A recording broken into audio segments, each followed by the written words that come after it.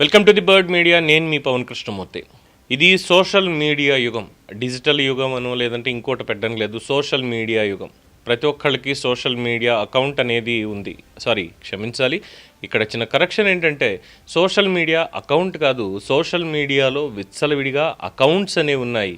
సొంత పేరు మీద కాదు, మారు పేర్ల మీద ఇష్టారీతిన ఓపెన్ చేసుకోవచ్చు. జీమెయిల్ ఒక్కటి ఉంటే చాలు, అన్నిటికీ ఒక లింక్ వెళ్ళిపోతుంది. అలాంటివి ఫ్రీగానే కదా జీమెయిల్ని క్రియేట్ చేసుకునేది. 15 GB ఫ్రీగానే ఇస్తున్నాడు. తర్వాత దాని నుంచి ఒక 10 రకాలు 20 రకాల మెయిల్ ఐడీలు క్రియేట్ చేసుకోవడం, దానికి ఏమి వాళ్ళకి వెరిఫికేషన్కి ఏదో ఒక మొబైల్ నెంబర్ అనేది ట్రేస్ పెడతారు, లేదంటే అది కూడా లేకుండా అయిపోతుంది. విచ్చలవిడిగా క్రియేట్ చేసుకుంటారు. దాని నుంచి యూజర్ నేమ్ ఏముంటుందో తెలియదు, ఎవరికి పుట్టాడో కూడా తెలియదు. కఠినంగానే ఉంటుంది మాట అనడానికి. ఎవరికి పుట్టారో కూడా తెలియదు, ఎక్కడ ఉంటారో కూడా తెలియదు. ప్రతి ఒక్కడికి ఒక ట్యాగ్, ఏదో ఒక పేరు పెట్టుకుంటారు, వస్తారు. సోషల్ మీడియాలో ఇష్టం వచ్చిన పిచ్చి పిచ్చి పనులను చేస్తూ ఉంటారు. ముఖ్యంగా సెలబ్రిటీలని ట్రోల్ చేయడంలో, మార్ఫింగ్ చేసి పిక్చర్లని పెట్టడంలో, మీమ్స్ నవ్వుకునేంత వరకు ఓకే. ఎందుకంటే బ్రహ్మానందం గారి ఫోటోలు వీటిని వాడుకుంటూ అప్పుడప్పుడు సరదాగా చేస్తారు. దానికి ఆయన కూడా రెస్పాండ్ అవుతూ ఉంటారు, బాగున్నాయే నవ్వుతూ అని. కొన్నిసార్లు నవ్వుకుంటామని సెలబ్రిటీలు కూడా చెప్తారు కొన్నింటికి. బట్ అది శృతి మించి వాళ్ళ వ్యక్తిత్వ హననానికి పాల్పడుతూ వాళ్ళని మరింత ఘోరంగా అవమానించేటువంటి విధంగా చేస్తూ ఈ సోషల్ మీడియా అకౌంట్స్ వీటన్నిటిలో కూడా చేసేటువంటి పనులకి ప్రతి ఒక్కళ్ళు కూడా బాధితులుగానే మిగులుతున్నారు. ప్రతి ఒక్కళ్ళు కూడా. అందుకే లాస్ట్ టైం కూడా నేను నా విశ్లేషణలో చెప్పింది ఏంటంటే, ఈ సోషల్ మీడియా అకౌంట్స్ ఏదో Gmail or whatever it maybe ఏది ఓపెన్ చేస్తున్నా దానికి ఆధార్ కార్డు లేదంటే PAN card or voter card ఇవి లింక్ చేయాలి. ఇవి లింక్ చెయ్యనటువంటి పక్షంలో ఈ ఫేక్ అకౌంట్స్ని వీటిని అనేది కంట్రోల్ చేయడం కష్టం అవుతుంది అని. ఎందుకంటే కంపెనీ ఉందనుకోండి, కంపెనీకి సంబంధించినటువంటి ఐడెంటిఫికేషన్ ప్రూఫ్ అనేది ఫిజికల్గా అప్లోడ్ చేయాలి. Course privacy matters also. And Gmail account create చేసుకుని తద్వారా మిగతా అకౌంట్స్కి లేదా ఆపిల్కి క్రియేట్ చేసుకుని మిగతా అకౌంట్స్కి కనెక్ట్ అయ్యేటువంటి దీంట్లో ప్రాసెస్లో అథెంటికేటెడ్ ప్రూఫ్స్ అనేవి పెట్టాలి. ఇవి పెట్టకుండా ఇష్టారీతిని చెలరేగిపోతున్నారు. కోర్స్ రాజకీయ పార్టీలు, రాజకీయ నాయకులకు సంబంధించినవి ఇంకా చాలా ఎక్కువగా ఉంటాయి. ఇక దీని మీదే ఆంధ్రప్రదేశ్ ఉప ముఖ్యమంత్రి పవన్ కళ్యాణ్ గారు ఢిల్లీ హైకోర్టును ఆశ్రయించారు. సోషల్ మీడియా వేదికగా తన వ్యక్తిత్వ హక్కులను ఉల్లంఘించేలా వ్యవహరిస్తున్నారని ఢిల్లీ హైకోర్టులో పిటిషన్ వేశారు. పోస్టుల కారణంగా తన వ్యక్తిగత స్వేచ్ఛకు భంగం వాటిల్లుతోందంటూ పిటిషన్లో పేర్కొన్నారు. పవన్ కళ్యాణ్ తరఫున సీనియర్ న్యాయవాది సాయి దీపక్ ఈ పిటిషన్ దాఖలు చేశారు. వారం రోజుల్లో ఈ ఉల్లంఘనకు సంబంధించిన వ్యవహారాలను సమర్పించాలని ఆదేశించింది కోర్టు. అలాగే ఫిర్యాదుల మీద చర్యలు తీసుకోవాలి అని మెటా, గూగుల్ ఎక్స్ వీటికి ఢిల్లీ హైకోర్టు ఆదేశాలు జారీ చేస్తూ డిసెంబర్ 22కి తదుపరి విచారణని వాయిదా వేసింది. సోషల్ మీడియాకి అడిక్ట్ అయ్యి, సరే నువ్వు రీల్స్ చూసుకుంటావా లేదంటే వీడియోలు చూసుకుంటావా, నీ ఇష్టం చూసుకో, ఎవరికి ఇబ్బంది లేదు.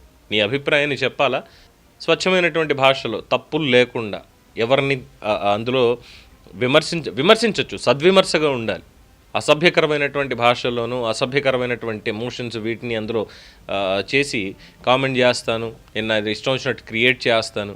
అది వీడియో ఫార్మాట్ కావచ్చు, టెక్స్ట్ ఫార్మాట్ కావచ్చు, ఇమాజినరీ ఫార్మాట్ కావచ్చు, ఏ ఫార్మాట్లో అయినా నేను నా ఇష్టం వచ్చింది చేసేస్తా. మీరెవరు నన్ను అడగడానికి? నేను నా ఇష్టం వచ్చినట్టు మాట్లాడతా పవన్ కళ్యాణ్ గురించి.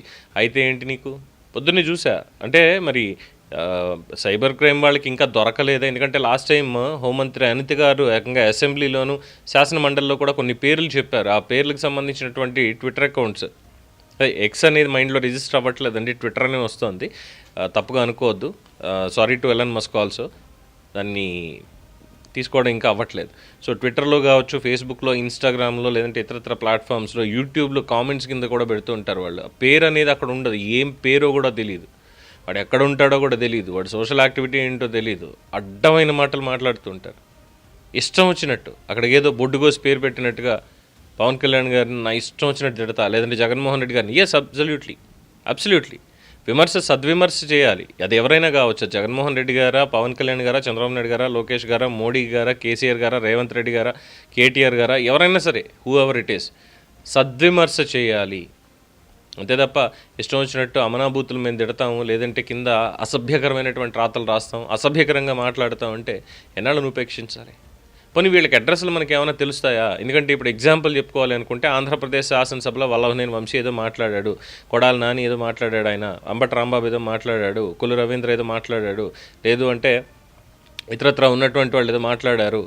వీళ్ళందరి అడ్రస్లు నియోజకవర్గాల్లో ఎక్కడున్నాయని తెలుసు, కానీ ఎక్కడ కూర్చుంటాడో తెలియదు. ఎక్కడో దేశాల అవతల ఉంటాడు ఒకడు, ఏ దేశంలో ఉంటాడో కూడా తెలియదు. జస్ట్ ఒక ఈమెయిల్ ఐడి, దాని నుంచి మొత్తం అన్నింటికీ యాక్సెస్.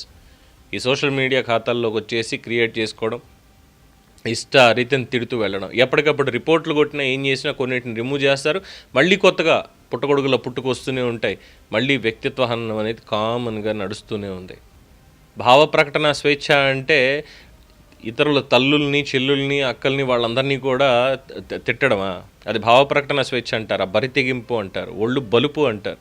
అలాంటి వాళ్ళని ఏం చేయాలి? స్కూల్ స్థాయి నుంచే. ఎందుకంటే స్కూల్లో పిల్లలు కొట్టుకుంటున్నప్పుడు, తిట్టుకుంటున్నప్పుడు పొరపాటున ఏమైనా వచ్చిందంటే మాస్టరు స్కేల్ పెట్టుకొని లేదంటే బెత్తం పెట్టుకొని 4 పీకుతాడు. దెబ్బకి దిగొస్తుంది దెయ్యం, మాట్లాడకూడదు అనేది. అక్కడి నుంచి రావాలి. అక్కడి నుంచి రాకుండా ఇప్పుడు వచ్చేసి ఎలా చెప్తారు? న్యాయ వ్యవస్థ కూడా భావ ప్రకటన స్వేచ్ఛ అని, దానికంటూ ఉండాలి కదా, ఖచ్చితంగా ఒక లిమిటేషన్ అనేది ఉండాలి కదా. ఆ భావ ప్రకటన స్వేచ్ఛకు కూడా లేదు. కట్టడి చేసేస్తున్నారు, గొంతు నొక్కేస్తున్నారు. ఎందుకు వస్తాయి గొంతు నొక్కడం? పవన్ కళ్యాణ్ గారు తప్పు చేస్తున్నారు, చంద్రబాబు నాయుడు గారు తప్పు చేస్తున్నారు, జగన్మోహన్ రెడ్డి గారు మీరు చేసిన దాంట్లో ఇది తప్పు, ఇది పొరపాటు. ఇది భావ ప్రకటన స్వేచ్ఛ, ఇది సద్విమర్శ. అంతేగాని ఇంట్లో వాళ్ళని, తల్లిని, చెల్లిని కూడా తీసుకొచ్చి వాళ్ళు తప్పు చేశారు, ఇగో పవన్ కళ్యాణ్ గారి సతీమణి ఈ తప్పు చేశారు, ఈ పొరపాటు చేశారు, మరి ప్రభుత్వాలు ఏమంటాయి, లేదంటే చట్టం ఏమంటుంది? జగన్మోహన్ రెడ్డి గారి సతీమణి ఇదిగో అప్పట్లో ఇలా మాట్లాడారు, కానీ ఇప్పుడు చేసేటువంటి పని ఇది, మనస్సాక్షి అనేది ఉందా? ఇది ప్రశ్నించవచ్చు, తప్పులేదు.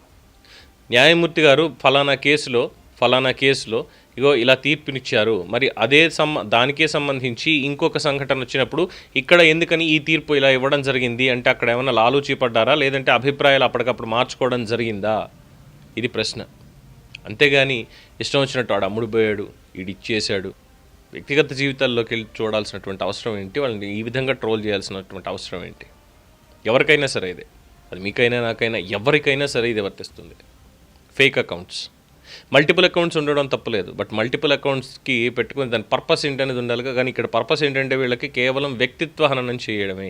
సినిమాలు, రాజకీయాలు, స్పోర్ట్స్, సామాజిక అంశాలు, ఏది పడితే అది కాదేది కవితకు అనర్హమని ఆనాడు శ్రీశ్రీ గారు అన్నారు. మేము మా ఇష్టం ఎక్కడికైనా వెళ్తాం, మా ఇష్టం వచ్చింది మేము చేస్తాం, మాకు పనపాట ఇది చెప్పేది.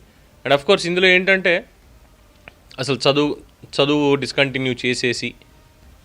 డిస్కంటిన్యూ చేసేసి ఉన్నటువంటి వాళ్ళ దగ్గర నుంచి అత్యున్నత స్థాయిలో 2-3 PhDలు చేసినట్టు గోల్డ్ మెడల్ తీసుకున్నటువంటి వాళ్ళు కూడా ఇందులో ఉన్నారు. ఈ వ్యక్తిత్వ హననం అనేటువంటి కార్యక్రమంలో ఫేక్ అకౌంట్స్ పెట్టుకొని ఇందులో ఉన్నారు వాళ్ళు, ఇష్టం వచ్చినట్టు విమర్శించేటువంటి వాళ్ళలో. సో దీని మీద ఖచ్చితంగా కట్టడి కావాలి. చూద్దాం. పవన్ కళ్యాణ్ గారు ఈ మధ్య దీని మీద వెళ్ళారు. అంతకుముందు కూడా ఇళయరాజా గారు కావచ్చు, చిరంజీవి గారు కావచ్చు ఢిల్లీ కోర్టుకు వెళ్ళి చెప్పారు ఏంటంటే, అయ్యా మా పర్మిషన్ లేకుండా మా ఫోటోలు ఇలా వాడుతున్నారు, ఇలా చేస్తున్నారు, కొన్ని ప్రకటనలు ఇవన్నీ కూడా ఇస్తున్నారు, డీప్ ఫేక్ని క్రియేట్ చేస్తున్నారు, ఆర్టిఫిషియల్ ఇంటెలిజెన్స్ యూస్ చేసుకుని ఇలా చేస్తున్నారు, నా ఫోటోని కానీ నాకు సంబంధించిన దాన్ని కానీ ఎక్కడ వాడకూడదని దయచేసి దానికి నోటిఫికేషన్ ఇవ్వండి అని చెప్పి కోర్టు వారిని అడిగితే ఇళయరాజా గారికి ఇచ్చారు, అలాగే చిరంజీవి గారికి ఇచ్చారు, చాలామంది సెలబ్రిటీలకి మాకు అనుమతి లేకుండా మీరు వాడడానికి వీల్లేదు అంటూ. సో అలాంటివి కూడా ఇంకా చాలా జరుగుతున్నాయి. సో పవన్ కళ్యాణ్ గారికి సంబంధించి డిసెంబర్ 22న ఏం మాట్లాడుతుంది కోర్టు, మరి ఆ రోజుకి మెటా కావచ్చు, గూగుల్ కావచ్చు, మిగతా వాళ్ళు కావచ్చు, ఏం చెప్తారు సమాధానం అనేది వేచి చూడాల్సిందే. దీని మీద మీ అభిప్రాయాన్ని కామెంట్స్ రూపంలో తెలియజేయండి. చూస్తూనే ఉండండి ది బర్డ్ మీడియా.